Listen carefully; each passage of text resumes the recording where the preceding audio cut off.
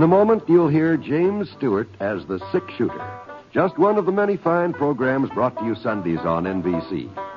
Later this evening, listen to the NBC Star Playhouse with one of your favorite stars. Hear Meet the Press, America's #1 newsmaking program. And be sure to keep tuned for the dramatic story of communism in America on Last Man Out. A wonderful lineup of great programs, all of them heard only on NBC. James Stewart as the six-shooter.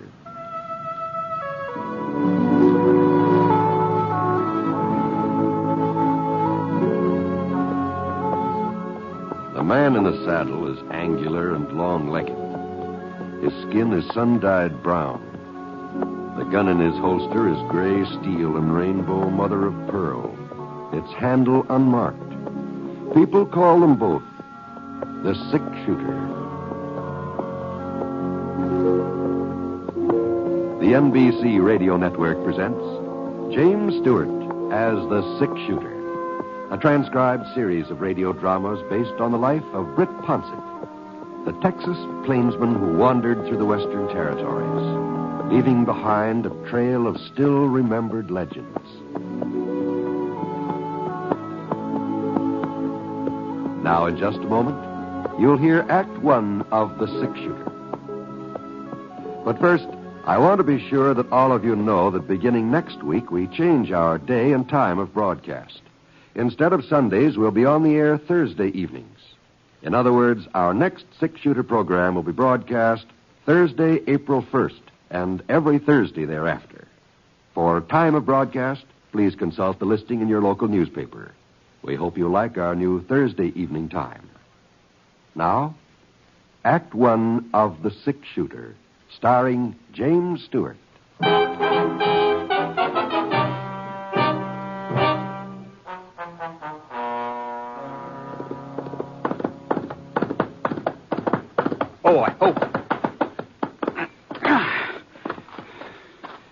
Wes? Wes! What are you hollering about, Jim Cassidy? I'm looking for Wes, Miss Singer. You know where I can find him? Lockwood, maybe. No, ma'am. He ain't in town this morning. I just come from there. The jail in Lockwood. That's where he might be. Now, Miss Singer, Wes ain't in jail no more. That's all over now. All over? Sure. And nobody's apt to try arresting him again, either. They'll arrest him again, Jim, someday. Don't make no mistake about that. They'll arrest him or they'll kill him. We all gotta go sooner or later, Granny. Oh, Wes, But if I was as close to my time as you are to yours, I wouldn't be talking about killing and dying so much. Your time's closer than you think, Wes. Maybe even closer than mine. Doggone it, Wes. She told me you wasn't even to home. Granny's getting cantankerous in her old age, that's all. Well, what do you want? Nothing special. Nothing special. I just thought maybe you'd like to know Britt Ponsett's in Lockwood. Ponsett? Yeah. He's staying at the hotel. Well, why didn't you say so before? Well, what's the difference? You wasn't serious the other day. Why, Wes, you couldn't have been. He's the six-shooter. You'll find out whether I was serious or not. I'll be in Lockwood at 4 o'clock this afternoon. Maybe Ponsett will be gone. He won't leave. Not if he hears I'm coming in to pay him a visit. You mean you want folks to know what you're aiming to do? Sure, why not? Well, Sheriff Hiddleman ain't going to like the idea. Well, he made that plain enough last week. You think I'd let Ben Hiddleman get in my way? Well, I'll grant you it wouldn't mean much, killing an old geezer who should have been put out to pasture 10 years ago. Wes, But if he asks for it, I reckon I'll have to oblige him. Now, go on, spread the word. We ought to draw a good-sized crowd. The six-shooter and me.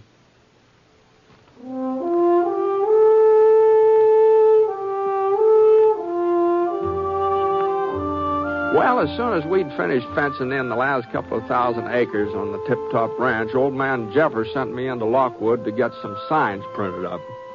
He wanted everybody to know that he owned the biggest spread in this part of the state, and he figured posting these signs every quarter of a mile or so would do the trick.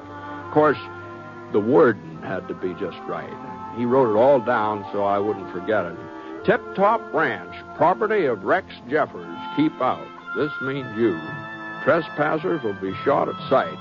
If you ain't able to read this notice, keep out anyway. Rex Jeffers means what he says. Signed, Rex Jeffers. It's Thursday night when I got into town, and the office of the Lockwood Clarion was closed. But first thing Friday morning, I headed over to give Pete Drum the order. Pete was the owner of the Clarion. What in thunder is Rex thinking of, Britt? Folks all know where the Tip-Top starts in and where it leaves off. Besides, I thought he had a fence around it now. He has, but I guess maybe Rex feels that ain't enough. Oh, 2,000 posters, just so we can see his name in print. All right, I'll do him. But it'll cost him $15. That's my price. $15? Can't be done for a cent less. Paper's expensive, Britt. Well, how soon do you figure you can get at it, Pete? Oh, I don't know. Got me a few more of these auction handbills to run off. And then I suppose I can shift over to your order. Well, it's a good thing you're coming to town today, Will. Oh? Monday, I start getting ready for next week's paper. That ties me up clear into Thursday morning. And the way things have been happening around here lately... Well, what do you mean, Pete? Now, don't tell me that you ain't heard. No, can't say I have. Well, sir, Lockwood's got a brand new gunfighter. Oh, gunfighter? Just a kid, but he's faster than greased lightning. The first thing you know, Wes Singer will be just about as well known as Sam Bass or Bill Longley or any of the rest of them dead eyes. Wes Singer? Uh-huh. 2 killings in less than a month. That's what he's got to his credit so far. Mm-hmm. Wyatt Barker. He was the first. Wyatt and Wes got into some kind of a mix-up over to Charlie Jensen's place. Well, sir, Wes beat him to the draw and pumped 4 shots into Wyatt's body before it even hit the floor. You don't say. And afterwards, he just stood around there and he waited for Sheriff Hiddleman to take him in for questioning. Why, he acted like he didn't have a worry in the world. And as things worked out, he was right. There wasn't nothing the sheriff could charge him with, seeing as how Wyatt was already drawing his gun when Wes cut loose. Mm-hmm. Oh, I guess that's enough of them handbills now. Yeah. Now, what happened to that paper you gave me, Brett? Oh, that? Well, you know the wording on it for your postage? Oh, here it is. Right here. Yeah, thank you. Now, let's see. I suppose Rex Jeffers wants his name in the biggest type I've got. Yeah, I reckon he'd like to have it stand out good and plain. Oh, yes, he would. Well, I guess this'll have to do. It was big enough for Lincoln's assassination. It ought to be big enough for Rex. Anyhow, like I was saying, folks just didn't know what to make of Wes Singer and the way he'd killed Wyatt Barker. They wasn't sure whether it was one of those times when a young fella just sort of flies off the handle and then settles down again afterwards. Or if Wes would take up gunslinging for a whole career. About 10 days later, they found out. Uh-huh. It was on a Wednesday when he come riding down Main Street again. And we was all kind of curious to see how he'd behave, so some of us sort of moseyed over to Charlie Johnson's place when he went inside. And we'd no more than got there before he was in a mix-up with Todd Apple. That's so. Britt, I tell you, if I hadn't seen it myself, I wouldn't have believed it. Wes outdrew Todd by almost a full second. Now, you got to give the devil his due. Wes Singer is a fast man with a 6-shooter. And I ought to know. I've seen the best. I've seen that gun of yours in action, Brett. Well, that was some time ago. Oh, you're still walking around on your hind legs? That's a pretty good sign you ain't completely out of practice. Well, what about the sheriff? Didn't he arrest young Singer after the second shooting? Oh, sure. He arrested him. Take a look at last week's Clarion. Let's see. Oh, it's right there on the counter behind you there. Oh, is it Wes Singer acquitted? Jury finds Todd Apple killing was self-defense. Huh. Well, I guess they had to rule it that way since both men was armed, but Sheriff Hiddleman, he sure didn't like it. He told Wes the next time he come into town stirring up trouble, he wouldn't be alive for no trial afterwards. Well, Ben Hiddleman's a man of his word. Singer ought to know that. Sheriff ain't as young as he used to be, Britt, and he slowed down some these last few years. He slowed down a lot. Well, you take last winter when he went after Jake Gordon. If Jake's gun hadn't jammed, Ben wouldn't be here now. And believe me, Jake couldn't hold a candle to young Singer. No, not a candle. Doggone it, what happened to that other cave? I was sure I had 2 of them. Yeah, speaking of the sheriff, I think maybe I'll wander over and see how he's getting along. His office still around the corner? Yeah, same place as always. I'll drop back and see you later, Pete. Okay, Britt. But you take it easy. Well, Lockwood never had been what you might call a real peaceful town. They'd had their share of gunfighters and shootings, no doubt about that. But Ben Hillman, he'd managed to keep things pretty well under control, so I figured he'd find some way of handling this West Singer. As I turned the corner, I got a little glimpse of Ben through the side window of his office. He was putting on his hat, getting ready to go out somewhere. George Pete was right. Ben had aged. Even more than I expected. He was carrying some extra weight around his middle, too. Maybe that's what made him look shorter than I remembered him. His mustache had turned to kind of a brownish gray. Well, I opened the door and stepped inside, and for a minute or so, Ben didn't say anything. He just sort of stared at me, frowning. And then he sighed and took off his Stetson. Hello, Britt. Hi, Ben. I heard you was in town. I'm just going to start looking for you. Oh, well, I guess I saved you the trouble, huh? Yeah. How long you figured on staying in Lockwood, Britt? Oh, the rest of the day, maybe part of tomorrow. Depends on how fast Pete Drum finishes up some printing he's doing for me. What's the matter? You anxious to get rid of me? No. If you was to run off now, that'd turn him into a holy terror for certain. He'd say you left because you was scared of him. Holding him back after that. Well, now, just what the Sam Hill are you talking about, Ben? You ever hear of a fellow called Wes Singer? Lives out east of town? Yeah. Pete was just telling me about him. Well, it seems he's spoiling for a gunfight with you.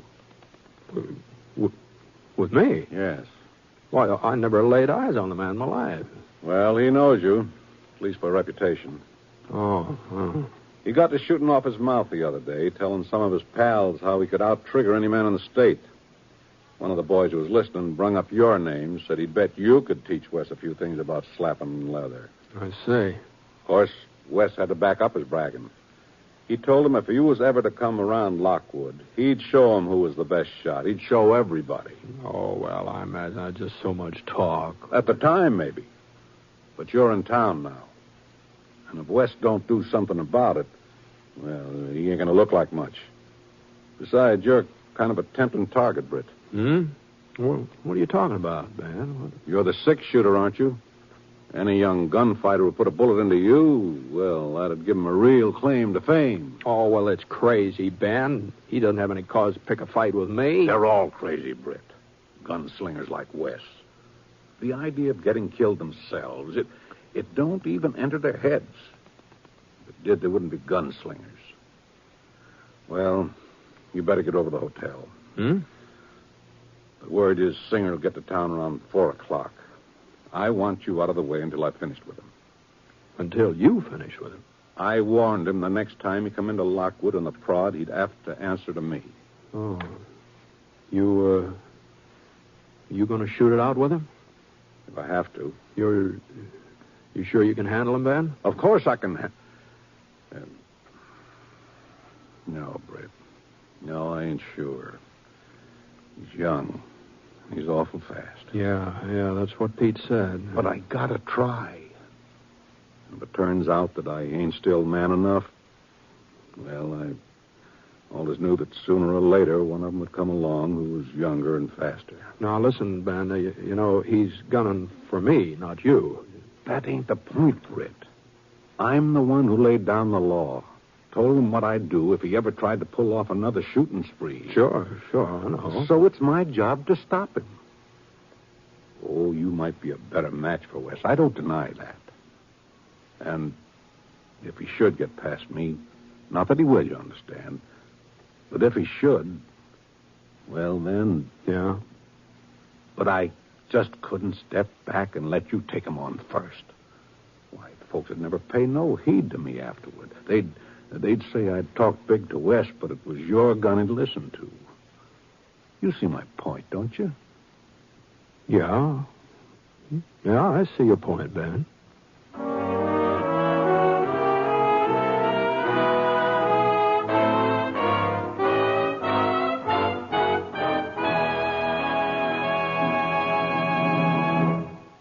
return to James Stewart as the six-shooter in just a moment. Be sure you're tuned to NBC Radio Thursday evening, March 25th, for the Academy Awards. At that time, you'll hear the entire Academy Award ceremonies direct from the Hollywood Pantages Theater, where the finest artists in the motion picture industry will be assembled. Donald O'Connor will be your host, and during the evening, some 25 Academy Award Oscars will be handed to their new owners. It's Hollywood's most thrilling night of the year, jam-packed with glamour from beginning to end. And you can hear every moment of it when you tune to NBC. Right now, of course, the names of the Oscar winners are a highly guarded secret. A secret that any number of Hollywood actors, actresses, writers, musicians, and directors would love to know. Remember, it's a date with NBC Radio this coming Thursday evening. And that means be tuned to the station to which you're now listening for the Motion Picture Academy Award ceremonies directly from the stage of the Hollywood Pantages Theater.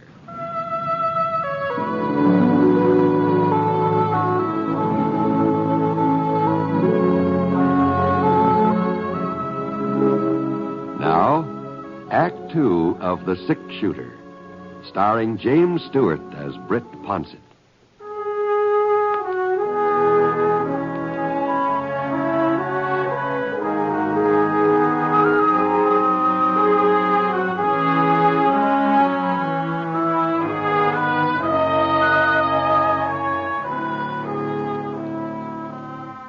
You sure couldn't blame Ben for feeling the way he did. He was the sheriff, and if Wes Singer came into Lockwood bound and determined to have another gunfight, well, Ben would just have to take a stand, that's all.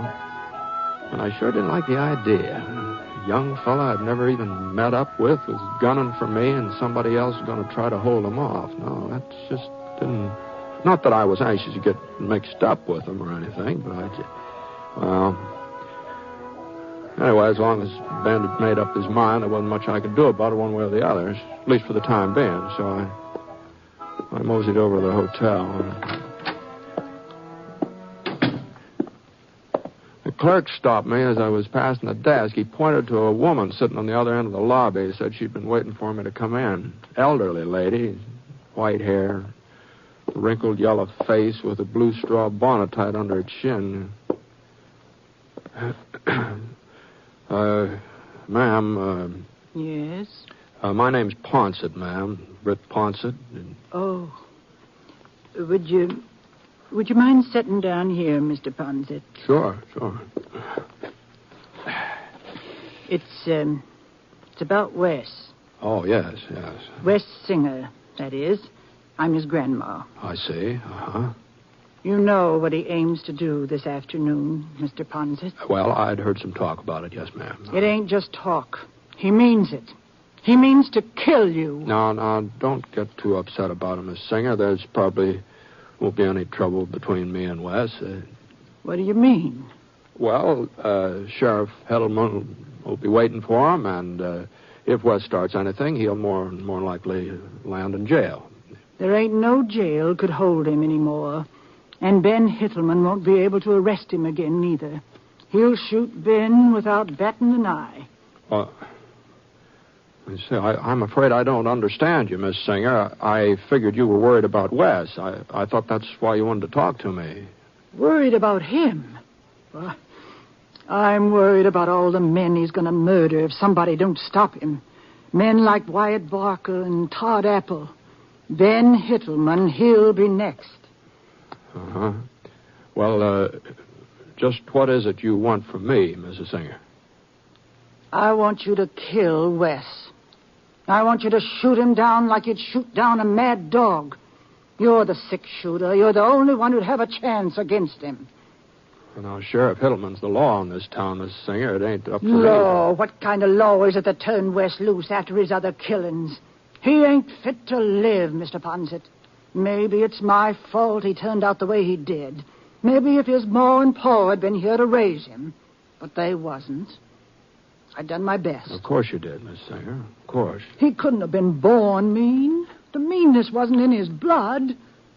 I don't know how it got into him. Uh-huh. Well, sometimes it's pretty hard to explain a thing like that. There's only one way he can end up. He'll be killed sooner or later. I'd even thought about doing it myself. Maybe it's my duty. No, you shouldn't be talking like this, man. You've got to kill him, Mr. Ponset. Today, this afternoon, before anybody else's blood is on his hands. Well, now, I understand how you feel, Miss Singer, but my trying to kill Wes wouldn't... I just don't see how that'd be the answer. Then what is the answer? I racked my brain, asked God's help, done everything I could think of. What is the answer? Well, I'm sorry, ma'am. I'm afraid I just don't know.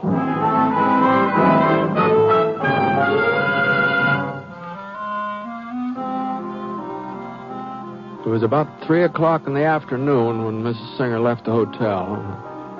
I watched her get into her buggy and drive off. She sat there stiff, tall, her eyes straight ahead, not looking one way or the other. And I waited until she dwindled down to just a little speck, and then I walked outside.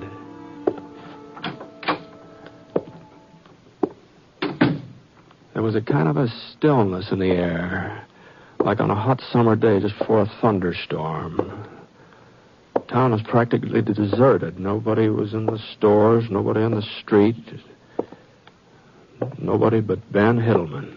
Britt, I told you to keep out of sight. Yeah, I know, Ben. Young, you get back to the hotel before it's too late. I'm not waiting in the hotel, Ben. What? No, I made up my mind. I've decided to take a little ride this afternoon. A ride? What are you talking about? Well, I thought maybe I'd head over that way, toward those hills over there. And run right into West Singer? Well, I suppose we might meet up if he's coming in that direction. You know darn well he's coming from that direction. I told you he lives east of town. Now that I think of it, I guess you did, yeah. Well, I'll be seeing you. Now, you listen to me, Britt. Now, I have listened to you, and I see your point, Ben. If there's a gunfight here in Lockwood, or if it looks like there's going to be one, well, it's up to you to do something about it. Well, ain't that what I've been telling you? Sure, yeah. But on the other hand, whatever happens outside of town, beyond the city limits, that is, well, I don't see that that's any of your business. Officially, no, but... Well? Britt, I won't let you do it. I know what'll happen between you and Singer. If you do get the draw on him, you'll hold off. You won't kill him. But if he gets the draw on you... So long, Ben. Britt!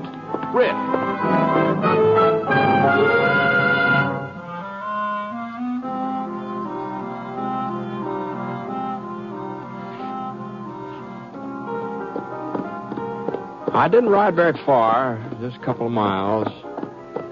Then I reined up near a clump of spruce. Whoa, boy. Whoa, Scar. Scar wandered around nibbling at some tufts of dried-up grass. I settled down in the shade to wait. About 10 minutes later, I saw him coming toward me. Not hurrying, just plodding along, slow, easy-like. Of course, I couldn't be sure that this was young Singer, but it seemed more than likely that it was him. And when he got close enough so I could see his face, well, there wasn't much doubt about it. He was young, all right. Appeared to be younger than his years, just a kid. Not a bad-looking boy, either. But there was something about his eyes and the way they kept darting from side to side like an animal on the prowl. Well, when he saw me, he reined up and slid out of the saddle. Howdy. You right out here from Lockwood, mister? That's right. I hear Britt Ponset's in town. Is that a fact? He was in town. Was? I might have known he'd run out on me. You got any idea which way he headed? Yeah. I'm Britt Ponset. What? That's right. There's something I can do for you? For a second, his eyes stopped moving and just stood there as if he didn't quite know what to do. But it didn't take him long to make up his mind. His right hand whipped down toward his holster so fast that it was all I could do to get hold of the shotgun before he finished his draw. And even then, it looked like he might just go ahead and squeeze the trigger, but he managed to hold himself back. We weren't more than about 8 feet apart. just staring at each other. His revolver aimed right at my face, and the shotgun I'd borrowed from Pete Drum pointing straight at his belly. What are you trying to pull, mister? How's that? That shotgun. What's the matter with your six-shooter? Nothing. Nothing at all. All right, go ahead. You've been telling everybody around town you're going to kill me. All right, go ahead. You couldn't miss me. Go on, you couldn't miss me, not at this range. Sure, but... But I'd still be able to let go with a blast, too, you know. Is that what you're worried about, Wes? And I guess it'd tear a pretty big hole through you. I ain't afraid. You think I'm a coward, don't you? I'll tell you one thing, I think. You know, you never faced up to the fact that you might get killed in one of these gunfights of yours. As long as you got off the first shot, you figured the worst the other fella could do was just to nick you, if he was lucky. All right. Now, you can get off the first shot now. But if you do, I don't need to be able to aim this shotgun. I just couldn't help hitting you. You're loco, Ponset. We'd both be dead.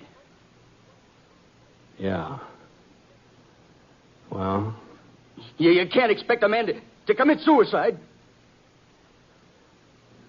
All right, I'm waiting, Singer. You know there's no way to... You know I don't dare... That's right. But what do you expect me to do? I expect you to put your gun away and get out of here. And you'd better not come into Lockwood again looking for trouble, because this isn't the only shotgun in town.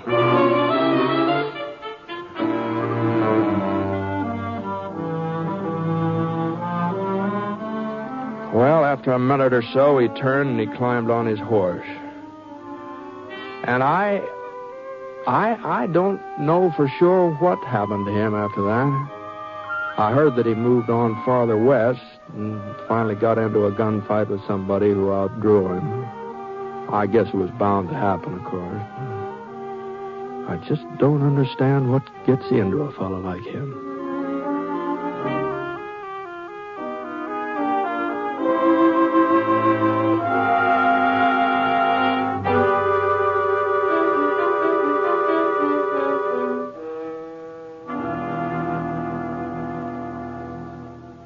During this month before Easter, crippled children are making their annual appeal to you.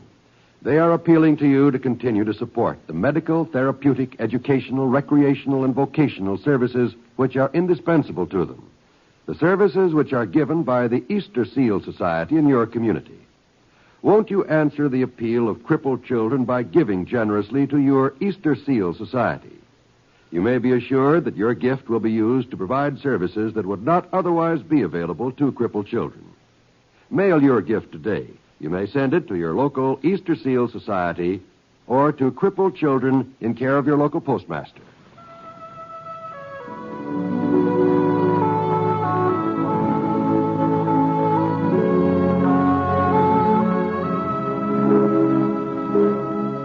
The Six Shooter is a transcribed NBC Radio Network production in association with Review Productions. It is based on a character created by Frank Burt and is written by him. Mr. Stewart may currently be seen in the Universal International picture, The Glenn Miller Story. Others in the cast were Elvia Allman, Sam Edwards, Will Wright, Howard McNear, and Bert Holland. Special music for this program was by Basil Adlam, and the entire production is under the direction of Jack Johnstone. All characters and incidents were fictitious, and any resemblance to actual characters or incidents is purely coincidental. By the way, you'll be interested in knowing that the six-shooter has been chosen for broadcast to our men overseas through the facilities of the Armed Forces Radio Services. This is John Wall speaking, and reminding you once more that next week, beginning April 1st, the six-shooter will be heard on Thursday evening. Listen to Jan Murray in Sunday at Home on the NBC Radio Network.